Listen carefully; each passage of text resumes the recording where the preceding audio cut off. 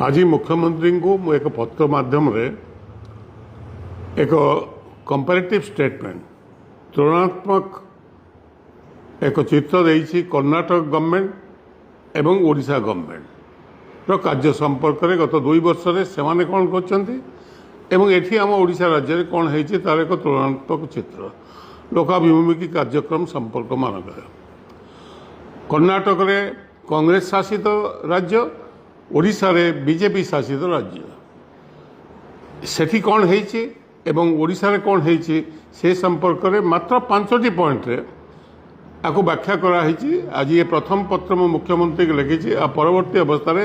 अन्य विषय मध्य एक कंपैरेटिव स्टेटमेंट देवी। मु आशा करुच्ची मुख्यमंत्री जदि या ठीक भाव देखिए तार जानीपारे जे ओडिशा विकास संपर्क जो चित्र से लोक दौरान बार बार से संपर्क से निजे अवगत हे जे अन्य राज्य मानक से केमती आगू जीवार लगी। प्रथम विषयटी है एक कथा कहबार उद्देश्य मोर है जे 2 वर्ष पूर्तिर उत्सव पर बड़ प्रस्तुति चली एटिकार सरकार एवं सही समय शुणिली प्रधानमंत्री आसुँच एवं से संपर्क में मु आशा करी पूर्ति उत्सव पूर्वर ये जो 2 वर्ष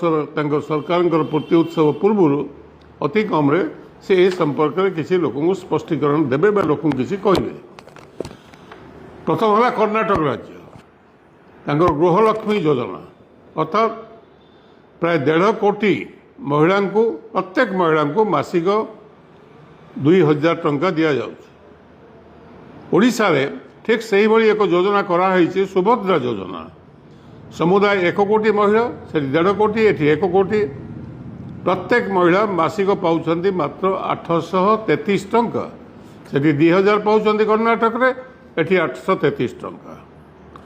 ठीक से ही बिजुली कर्नाटक रे गृहज्योति और शक्ति योजना माध्यम प्रत्येक परिवार 200 यूनिट बिजुली मागणा जो कर्नाटक सरकार प्रति वर्ष प्राय 10,500 कोटी टंका वार्षिक सब्सिडी दौन। ओडिशा रे घरोई उपभोक्ता को गोटे भी यूनिट छाड़ नहीं जदिओ सरकार आसिया पूर्व बीजेपी क्षमता को आसिया पूर्व 300 यूनिट प्रतिश्रुति दि जाता। ठीक से ही कृषि पाई कर्नाटक रे 10 HP मोटर पर्यंत जो चाषी जमी रे चाष करने व्यवहार करेंगे फ्री बिजुली फ्री मागणार बिजुली अर्थात से वार्षिक कर्नाटक सरकार प्राय 20,000 कोटी टंकार सब्सिडी दौरान। आम राज्य में कृषक मान चाष गोटे भी यूनिट मागणा नहीं एवं अन्य एक योजना है शक्ति प्रत्येक महिला राज्य मध्य मागणा बस यात्रा सुविधा कर्नाटक गवर्नमेंट देती जो वार्षिक प्राय 4,000 कोटी टंका सब्सिडी कर्नाटक गवर्नमेंट दौची। एबे निष्पत्ति करिसेंती राज्यर समस्त छात्र छात्री स्कूल और कॉलेज छात्र छात्री माने मागणारे बस यात्रा राज्य भितर करें। आम राज्य में ओडिशा रे एपरी कौन सी योजना ओडिशा रे कार्यकारी हेउना। अन्य एक कार्यक्रम है अन्नभाग्यश्री योजना जहाँफल प्रत्येक परिवार प्रत्येक व्यक्ति को मासिक 10 किलो चाउल मागणा ओडिशा रे 5 किलो चाउल मागणा। ठीक से ही युवनिधि योजना युवक मान को जो माने बेकार युवक से कर्नाटक सरकार बेकार युवकों को ग्रेजुएट मानू मासिक 3,000 टंका एवं डिप्लोमा होल्डर मानू मासिक 1,500 टंका। ओडिशा रे बेकार युवक युवती टंकाटे भी दि जाऊ नहीं। कर्नाटक गवर्नमेंट मुंड पिछा आय देश में 1 नंबर। ओडिशा संपद रे आमे 1 नंबर किंतु विडंबना होची गरीबी रे मध्य आमे 1 नंबर जो राज्य सबुठी अधिक दादन खटिया युवक माने भेंडिया पिला माने अन्य राज्य को पलायन कर केवल मात्र 5टी पॉइंट रे मो सूचना देछि। कंपैरिजन देइछि तुलनात्मक चित्र देइछि मुख्यमंत्री को ठीक से बड़ी अन्य चिठी रे आ भितर सामाजिक न्याय संपर्क करे कृषि विकास और जलसेचन संपर्क करे केते माइग्रेशन बा दादन जाउछन्ति लोके